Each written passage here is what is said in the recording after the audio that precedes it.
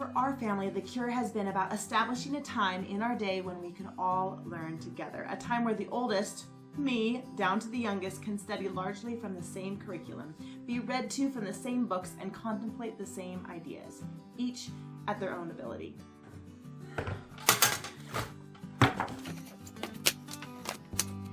Hello, we are going to have a very nice and cozy chat about homeschool and specifically about morning basket, as we call it in our home, basket time. If you are looking for a little direction in basket time, if you're on the fence and haven't tried it or have tried it and didn't love it and you'd like to revisit it, this Better Together is a charming book by Pam Barnhill talking all about the purpose, the reasons, the whys of a basket time, a circle time, and it is a delightful and inspiring book, and I do recommend it. One day is not the sum total of your homeschool experience, even though it can very much seem like it when you are in the muddle. Whether today is a really amazing day or a less amazing day, one day doesn't make or break you. We are here for the long haul, and this is a big journey that we are on. I like to pull out this book to just kind of give myself a pep talk about why I continue to incorporate basket time in our homeschool routine. I guess I've always been doing some form of basket time for about the last 8 or 9 years. And instead of getting burnt out on it, I've actually found more value in it as the years have progressed and as my family has grown. On any given day, there are 7 children who need me at varying times. And sometimes all of them need me at once. Suffice it to say, I am even more committed to this. It has been a very special and blessed time in our home. The Lord is my shepherd, I shall not want, and he makes me lie down in green pastures. He leads me beside the still waters. He restores my soul. He guides me in paths of righteousness for his name's sake. Even though I walk through the valley of the shadow of death, I will fear no evil, because you are with me. This will follow me all the days of my life, so I will dwell in the house of the Lord forever.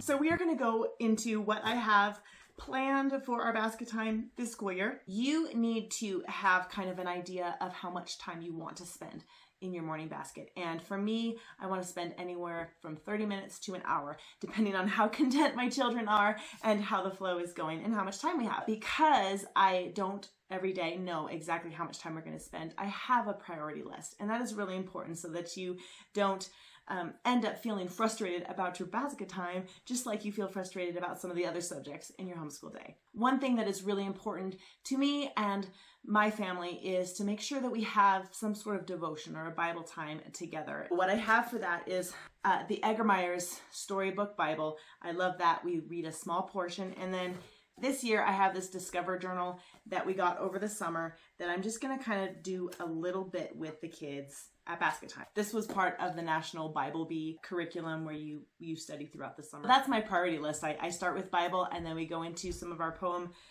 memorization. This program, the poetry memorization from IEW, is just an excellent program. Probably even more so if you do it right. I fudge and slur my way through a lot of this stuff because of the time element and the amount of kids I have.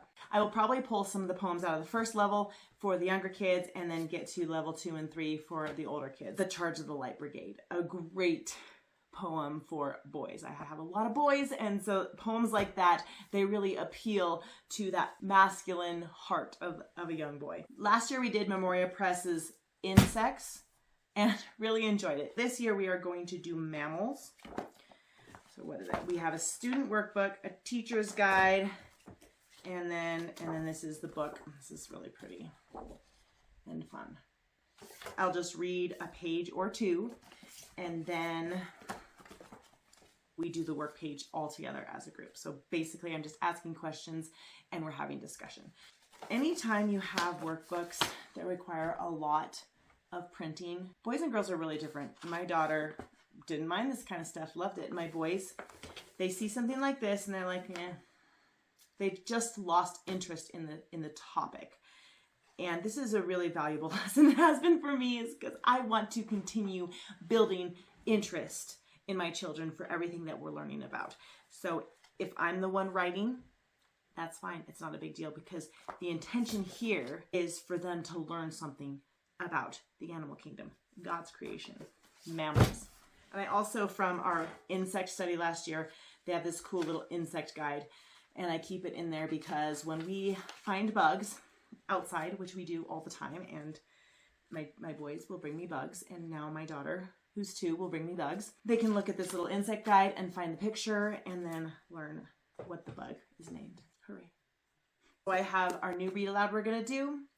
This is usually one that I end our time with, whatever our read aloud is, because I'm always hopeful that the little kids, after about 20 or 25 minutes, will get up and go and find some playtime outside. That's the hope. And then I'll get like 15 more minutes with the older kids, and then we can do our read aloud. That's the hope. I also have Little Women, which we are working through with the older kids. I keep it in here for when we have time. 20 and 10, it is a much smaller book. Because I have ages ranging from 16 to 2, I have several options to choose from depending on how the morning is going.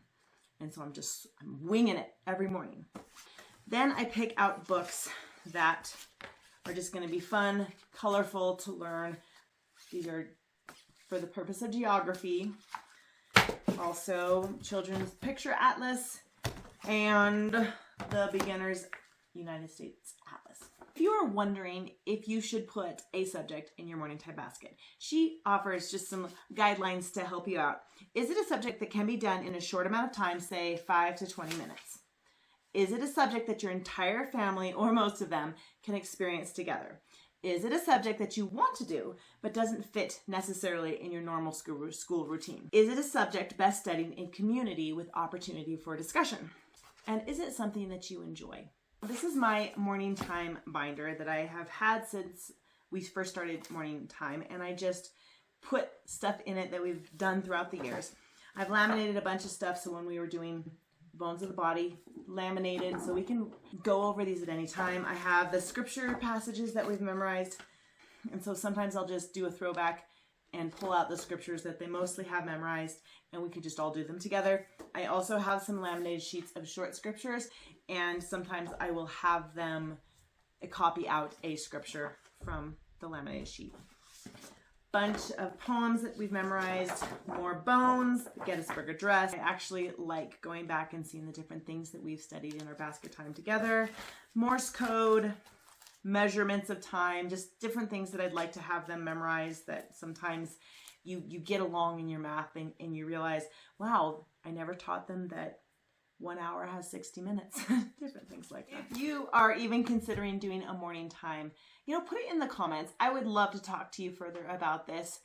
And I know that I'm only sharing a brief little snippet of how much I've loved it. It really has been beneficial, especially for my large family. All right, so I will see you next time. No one can mom your kids like you.